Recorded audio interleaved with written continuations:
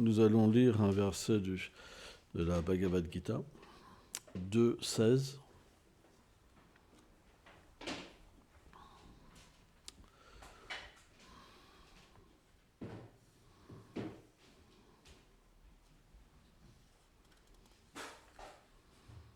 Alors, dans la bleue, on peut retrouver parfois les mêmes choses, mais dans celle-ci, c'est beaucoup plus vaste. Hein. Om Namo Bhagavate Vasudevaya.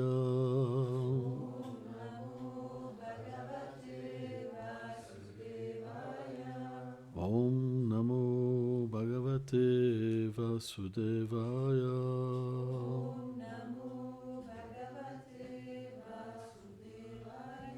Om Namo Bhagavate Vasudevaya.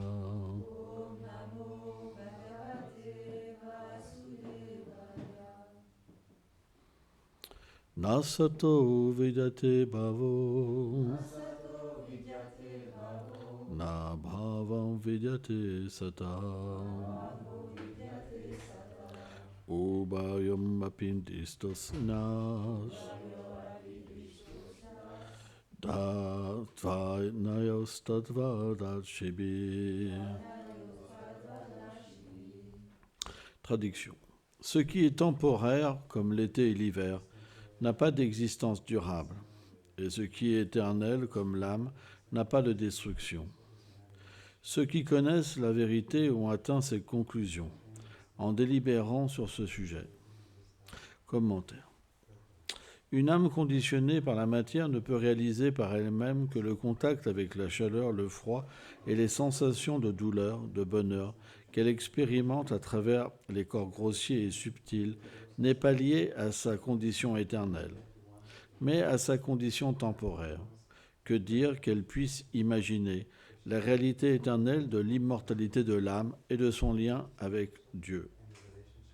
Shri Krishna indique que seules les âmes qui ont réalisé la vérité absolue le peuvent.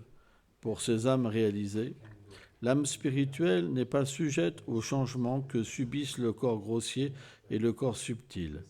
La matière se manifeste, se transforme et disparaît. Le spirituel, lui, est immuable et éternel. Telle est la différence entre la matière et le spirituel. Aussi, selon Srila Vishvacharya Thakur, le Seigneur énonce-t-il ces paroles pour ceux qui n'ont pas encore atteint cette discrimination.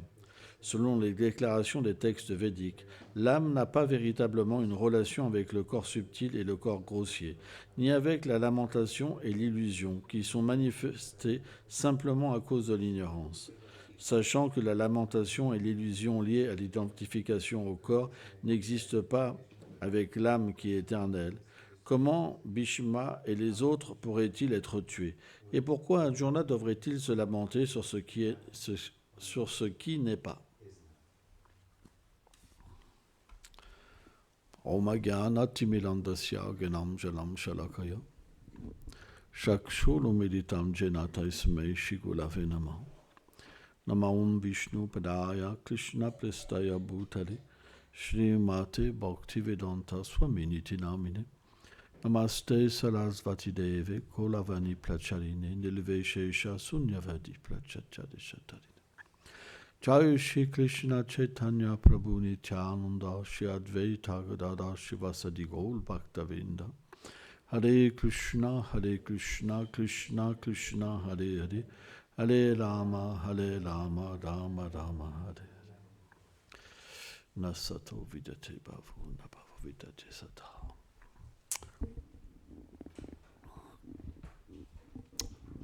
Srila Prabhupada à travers ce verset, il donne une traduction qui est légèrement différente, mais qui a le même essence. Hein. On doit comprendre que les mots sanscrits peuvent libérer selon la sensation, en fait, et la réalisation de l'auteur des sens qui sont légèrement différents. Par exemple, il y a les commentaires de Baladev Vidabhushana Hein. C'est sur ce commentaire que Srila Prabhupada a fait donc son commentaire. Mais il existe aussi le commentaire de Srila Vishveshwara Thakur et d'autres. Et à travers ces commentaires, donc les sens des versets sont légèrement vus et expliqués d'une manière un peu différente. C'est pour ça qu'on peut trouver chez les Gaudiya Vaishnavas des interprétations en fait différentes des versets, suivant en fait les commentateurs Vaishnavas. Le point, c'est dans le Chaitanya-charitamrita, un point important a été mis, c'est qu'un commentaire doit toujours trouver un support d'un autre commentaire. Et on voit que Sri Chaitanya Mahaprabhu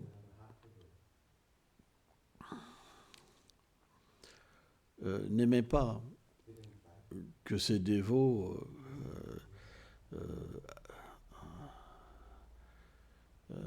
fassent des commentaires, par exemple sur le Bhagavatam, sans s'appuyer, par exemple, sur le commentaire originel de Srila Maharaj, par exemple. Il considérait que cette attitude était comme une femme inchaste, en fait. C'est pourquoi tous les Vaishnavas s'appuient sur des commentaires antécédents. Et Srila Prabhupada donc s'est appuyé sur le commentaire principalement de Baladev Vidyabhushan.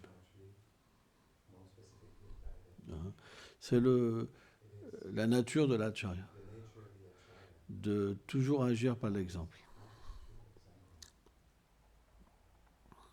Car Krishna lui-même explique que s'il n'agissait pas lui-même de cette manière, alors les gens seraient perdus. C'est pourquoi, par exemple, le Seigneur vient enseigner les principes de la religion sous différentes formes, notamment Srila Madhchandra. Après, dans la forme de douceur de Krishna, c'est un peu différent. Parce que, en fait, le Seigneur, dans cette forme-là, il ne suit pas toujours les règles. C'est pourquoi les gens sont un peu perdus de comprendre le Seigneur suprême. Par exemple, il danse avec 1 milliard de gopis, qui sont des femmes qui sont mariées. Mais en réalité, ce mariage est une forme d'illusion. Et toutes ces gopis sont simplement une manifestation de son énergie interne. Les âmes qui sont conditionnées ne peuvent pas comprendre en fait cette réalité. Parce que dans le monde matériel, cette situation est la pire. Mais dans le monde transcendantal, c'est la plus belle et la plus extatique. C'est pourquoi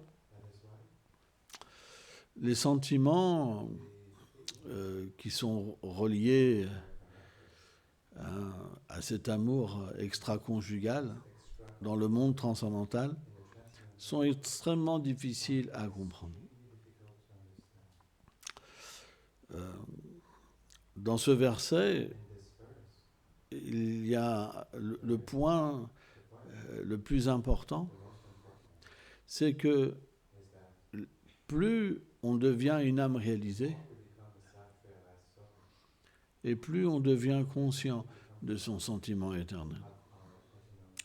Plus notre sentiment éternel devient manifesté en nous, et plus les liens avec la matière sont coupés. Les attachements illusoires, en pensant qu'on est une mère, un père, en pensant qu'on est une femme mariée, un homme marié, des attachements pour les enfants, pour la fortune. Tout disparaît en fait. Tout disparaît. Tout attachement disparaît.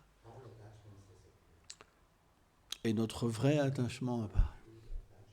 C'est pourquoi, dans la traduction de Srila Prabhupada, c'est intéressant, c'est qu'il traduit ça sur les maîtres de la vérité.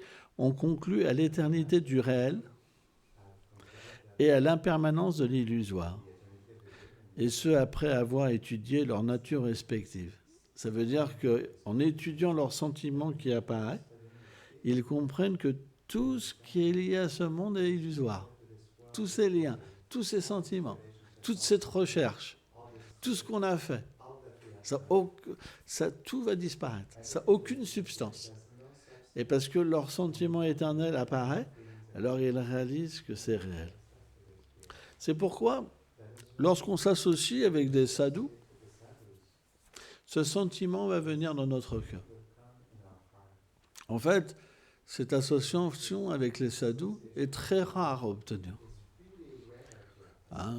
Il faut pendant tellement de vies avoir accumulé des actes de dévotion pour avoir l'association avec un sadhu.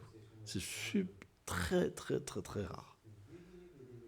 Et en fait, dans cette association-là, on reçoit ce pouvoir de comprendre qu'on est l'âme et qu'on est différent du corps. C'est le résultat de l'association avec les sadhus.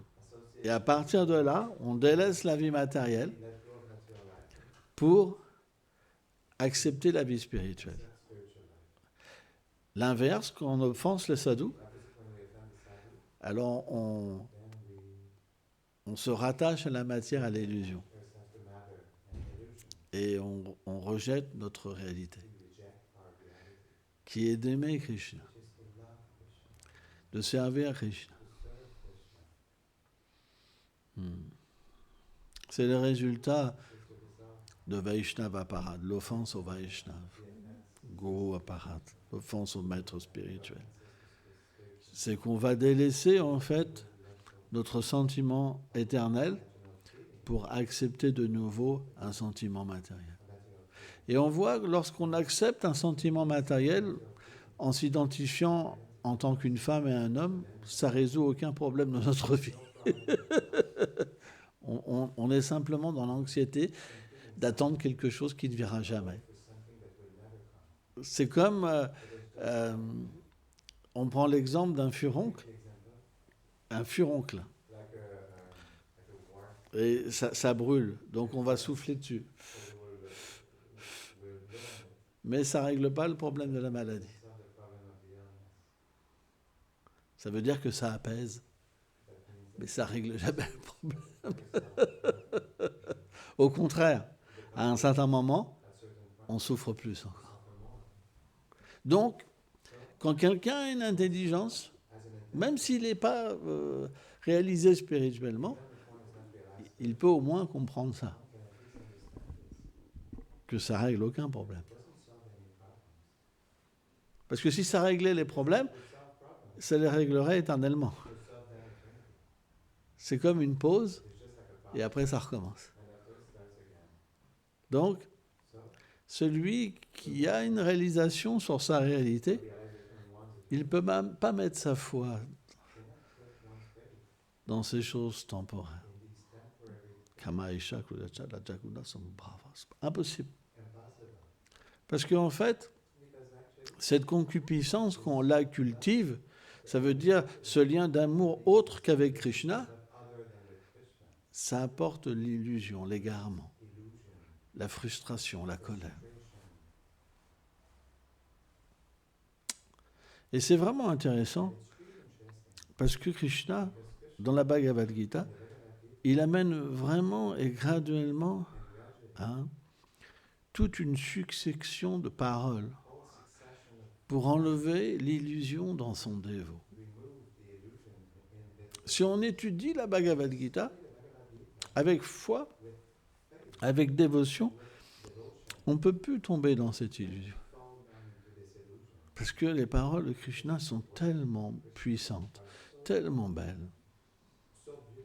Et les commentaires de nos acharyas, ils mettent encore plus en évidence la beauté des paroles de Krishna.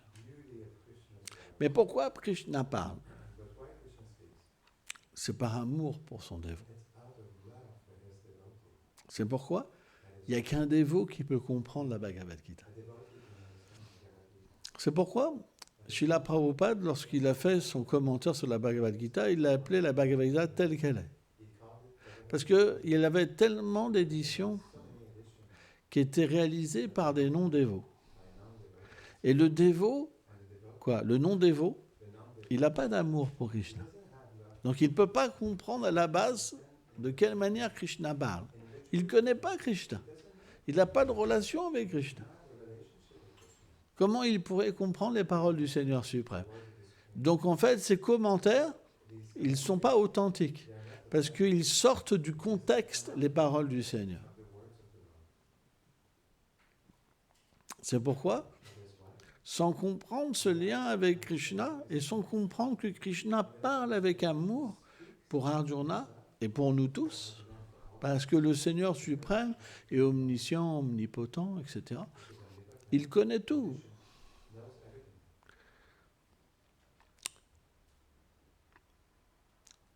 Lorsqu'il a énoncé il y a 5000 ans la Bhagavad Gita, il savait déjà qu'on allait étudier la Bhagavad Gita. Parce qu'il est le Seigneur suprême. Donc quand il s'est adressé à Arjuna, il savait qu'il s'adressait à tous les êtres. Donc c'est pas un mot. Donc si on n'approche pas la Bhagavad Gita avec ce sentiment que Krishna nous aime et qu'il parle, il nous parle à travers la Bhagavad Gita, alors comment on peut comprendre la Bhagavad Gita? C'est pourquoi on doit approcher la Bhagavad Gita à travers un commentaire d'un Vaishnava. C'est très important. Et donc, les Vaishnavas ont donné différentes approches de la Bhagavad Gita. Par exemple, Baladev Vidyabhushana, il a tout mis sur l'aspect de la dévotion, comme Prabhupada. Mais si on observe le commentaire de Srila Vishwanath Chakravarti Thakur, alors il a expliqué que Krishna parlait plus de la voie du karma, de la voie du gyan, de la voie de la bhakti, dans différents passages. C'est extrêmement plus compliqué. C'est pourquoi, par exemple, dans notre congrégation, on a deux formes de Bhagavad Gita. Une qui est plus axée sur la dévotion, sur tous les versets, et une qui est plus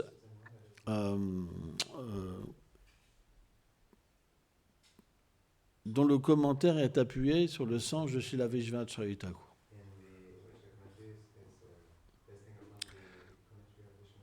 Et qui est plus difficile à comprendre. Mais on doit comprendre que l'intelligence, c'est quelque chose qui est donné par le Seigneur. Krishna, dans la Bhagavad Gita, il dit je suis celui qui donne le souvenir comme l'oubli. Donc, lorsqu'on devient un dévot, on est censé dépendre du Seigneur suprême. On est censé dépendre du Seigneur suprême et de recevoir de lui l'intelligence. C'est ça. On est censé être abandonné. On est censé dépendre du Seigneur suprême. Et pas dépendre de notre petite force, qui ne nous permet pas de comprendre ce lien éternel, qui ne nous permet pas de comprendre le sens de la Bhagavad Gita. Parce que c'est le Seigneur qui parle. Même s'il parle d'une manière simple, qui peut comprendre ces paroles? C'est impossible. D'ailleurs, c'est pourquoi on a besoin du dévot pour les comprendre. C'est pour ça qu'il y a des commentaires. Parce que les paroles du Seigneur suprême, elles ne peuvent pas être comprises par l'âme conditionnée.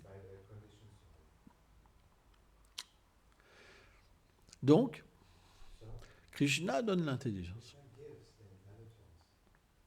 Comment? Lorsqu'on s'approche de lui, qu'on chante son nom. Son nom attire Krishna. Il y a une il y a un divertissement où un jour, Krishna et les gopis, ils ont joué à cache-cache. Et c'est Radharani qui comptait et qui devait après chercher ses amis, hein, comme Lalita, Indulekha, etc., et Krishna. Et donc, c'est en fait les jeux qu'on joue, ils existent dans le monde transcendantal. Pas exactement sous la même forme, mais ils existent. Et donc Radharani, c'était facile pour elle de trouver ses amis, parce qu'ils ont un parfum particulier, une radiance particulière, et aussi un rire particulier. Mais Krishna n'était pas trouvable. Donc elle s'est dit, puisque je ne peux pas le trouver, je vais l'attirer. Voilà. Et Krishna est naturellement attiré par la beauté de Radharani. Mais elle a commencé à chanter son nom. Parce qu'en fait, ce qui se passe, c'est que quand elle repérait Krishna, Krishna changeait d'endroit. Donc elle n'arrivait pas à capturer Krishna. Mais quand elle a chanté son nom, Krishna est devenu paralysé. Complètement paralysé. Et donc elle a pu découvrir Krishna et gagner. Mais, comme elle continuait à chanter les noms de Krishna, Krishna lui a demandé d'arrêter de chanter, parce qu'il ne pouvait plus se déplacer. Il y avait trop de sentiments d'extase qui apparaissaient en lui. Et ce divertissement, il est intéressant, parce qu'il montre que lorsqu'on chante le nom de Krishna, Krishna devient attiré.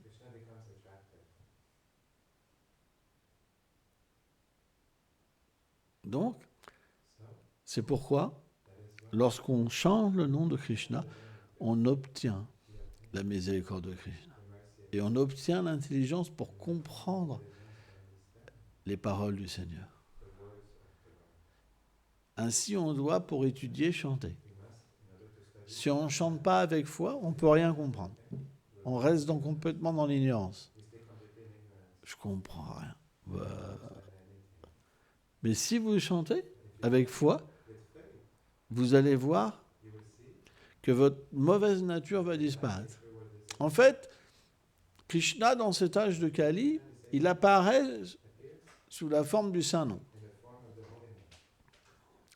Et le Saint-Nom, il a trois... Le Seigneur, quand il vient, il vient en fait pour effectuer trois choses.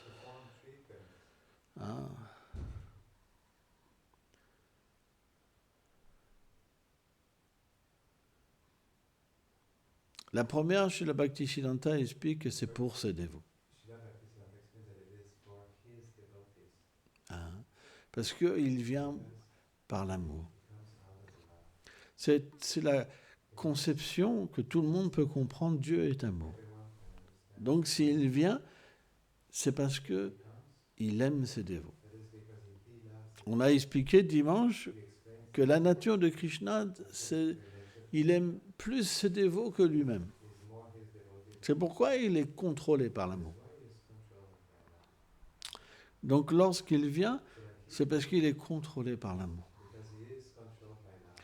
Et naturellement, lorsqu'il vient, il détruit la nature démoniaque. Parce que là où Krishna est, Krishna, Sulyasama Maya Yandakala, l'illusion ne peut pas être, parce qu'il est comme le soleil.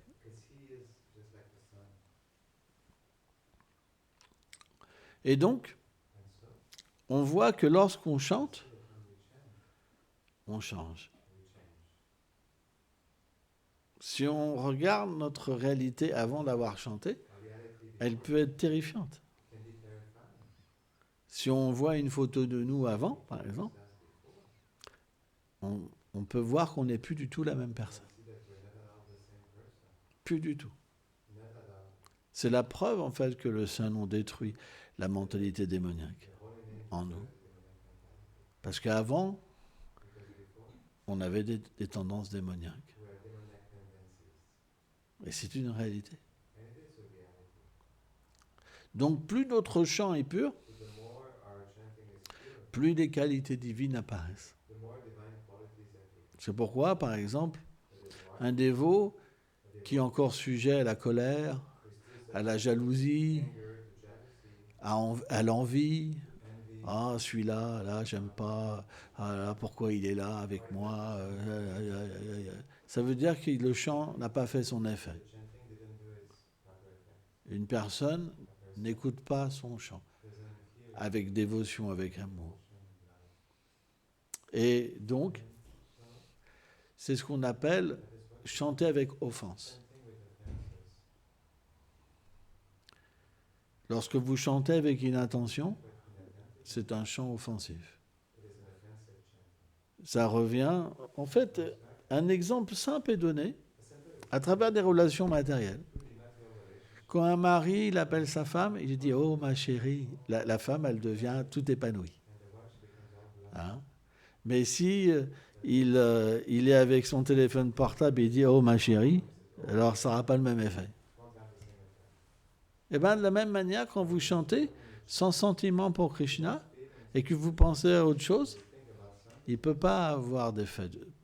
Parce que vous n'appelez pas Krishna, vous ne chantez pas son nom. Vous êtes ailleurs. Et les résultats, c'est que toutes les mauvaises tendances qu'il y a à l'intérieur de vous-même, elles ne peuvent pas partir. C'est pour ça que qu'on garde des désirs matériels. Bien qu'on pratique, on garde des désirs matériels. C'est parce qu'il n'y a pas de chant. On chante, mais on est ailleurs.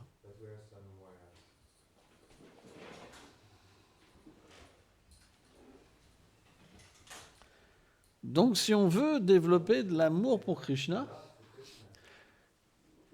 il doit avoir une réciprocation de Krishna. Or, si vous chantez en étant absorbé dans autre chose, comment vous voulez que Krishna vienne? Comment vous voulez qu'il y ait une purification? Comment vous voulez que votre sentiment originel apparaisse? Comment vous voulez que ça apparaisse? Comment vous voulez voir la différence? C'est pas possible. Et c'est vraiment intéressant, c'est qu'il y en a qui pratiquent depuis 10 ans, depuis 15 ans, qui ont même tout abandonné, mais qui n'écoutent pas leur chant. C'est étrange. Pourquoi tout abandonner si ce n'est pas pour développer l'amour pour Krishna? Et dormir tout le temps. Tout le temps, ils dorment. Tout le temps. Ils écoutent et après, ils recommencent.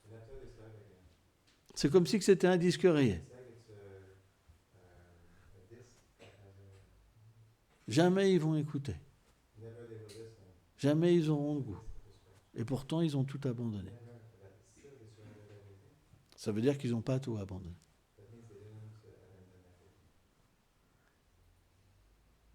En fait, il peut avoir une apparence d'être habillé en sannyasi, en renonçant. Mais à l'intérieur, il y a l'attachement pour la position, pour le respect, pour tellement de choses.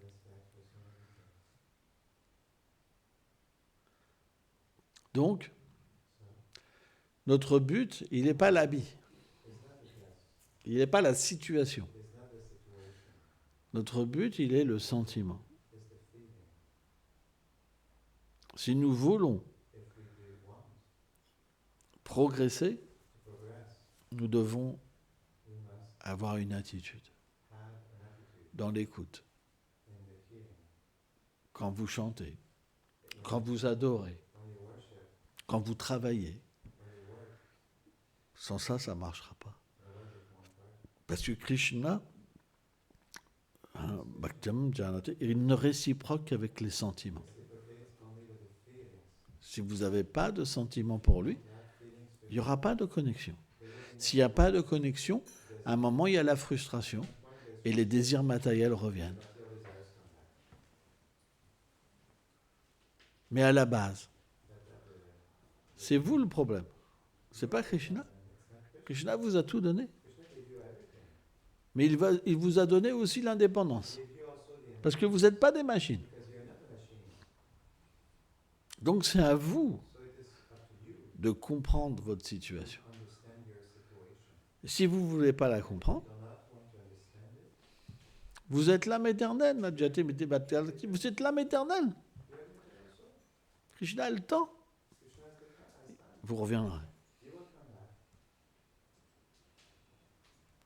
Et si vous ne voulez pas apprendre une prochaine vie, là, il vous donnera une troisième vie, et une quatrième, et une cinquième. Mais il faut que ça vienne de vous. Parce qu'il est réciproque.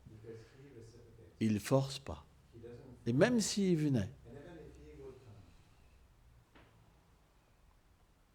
il est là déjà. Mais si vous n'avez pas l'amour, vous ne pouvez pas le voir. J'écoutais une classe du Dhamaraj et il parlait de ce divertissement de Gopal Guru Goswami. Ce Chaitanya Mahaprabhu, quand il allait faire ses ablutions, il coinçait sa langue avec les dents parce que en fait, le Sanon chantait constamment sur sa langue. Et donc, le Seigneur pensait qu'en allant, c'est un divertissement aux toilettes, il ne pouvait pas prononcer le nom. Parce que ce n'était pas un endroit pur. Et il y avait un jeune dépôt qui s'appelait Gopal, qui lui a dit, en fait, Seigneur, le Saint-Nom est éternellement libéré et pur.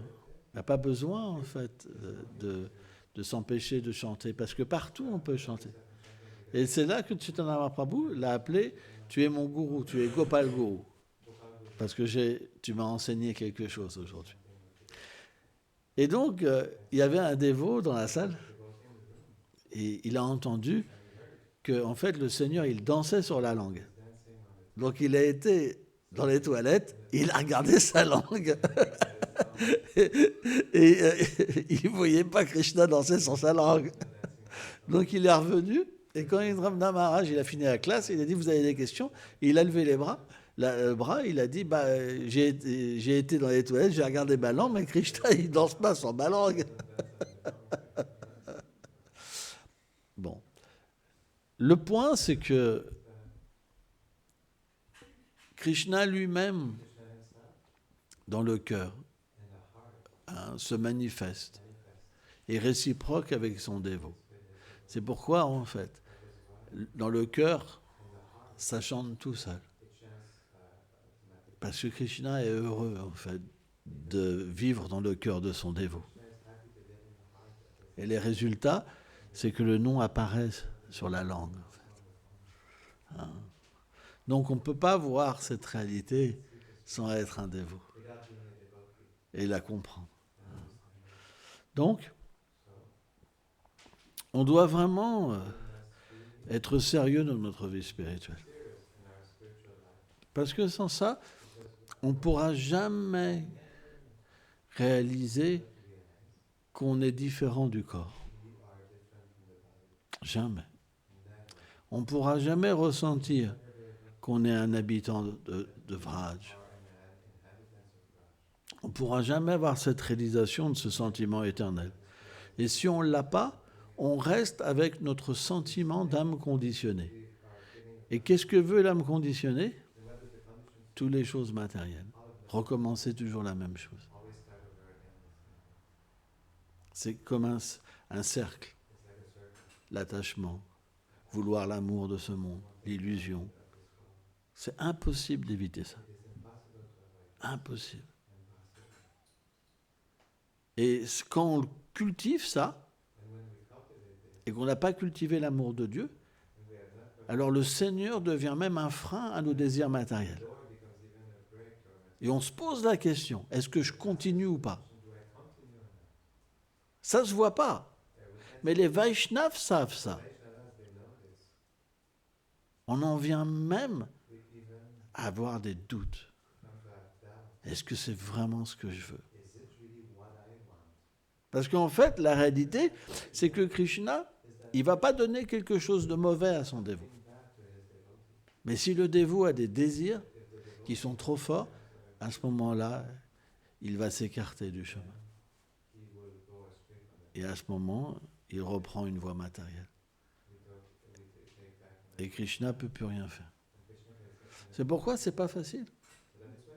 Mais à la base, c'est parce qu'on n'écoute pas le chant. Parce que si on écoute, la purification vient. Et ces désirs sont détruits. Tous les désirs, ils vont être détruits. Et les désirs spirituels vont venir. Donc on doit absolument bien pratiquer. Les problèmes, ils viennent de notre mauvaise pratique. Parce qu'à un certain moment, comme on n'a pas été sérieux, le goût ne vient pas et on revient dans des activités matérielles. Et à partir de là, on développe de plus en plus d'attirance pour la matière de nouveau, etc. Donc on doit faire attention. Hein. C'est des choses qui sont scientifiques, quoi.